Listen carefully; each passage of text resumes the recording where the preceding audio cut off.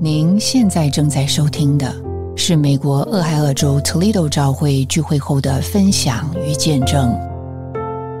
今天要和您分享的题目叫在我们家中的召会。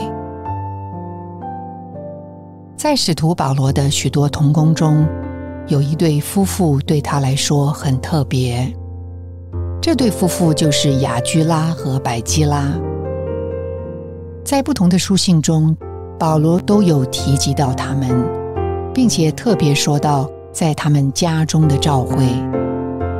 为什么这对夫妇对保罗来说这么特别呢？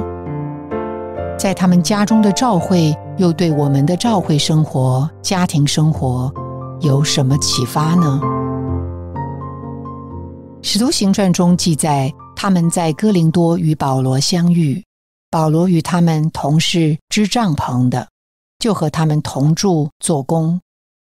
在那段日子里，每逢安息日，保罗就会在会堂里辩论劝导人，见证耶稣是基督。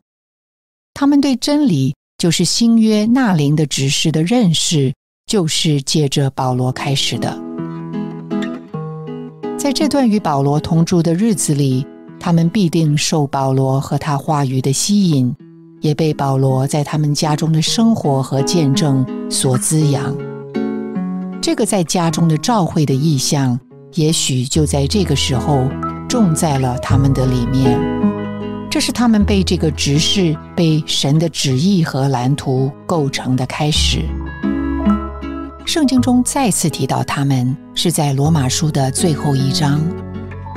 在这里，保罗对百基拉和雅居拉有高度的肯定与赞赏。他们是保罗在基督耶稣里的同工，为了保罗将自己的景象置于度外。外邦的众召会也都感谢他们。虽然我们不知道他们与保罗之间具体发生了什么，但是从这些只字片语可以看见他们与使徒同死同活的生命关系，和他们被这份职事所冲击而产生的服事。他们的服事不是来自宗教的热心和天然的美德，而是以神的旨意为蓝图，为着主的权益，与使徒与弟兄们一同征战。他们是为着神圣国度征战的生死之交。这对保罗是多么大的安慰和扶持。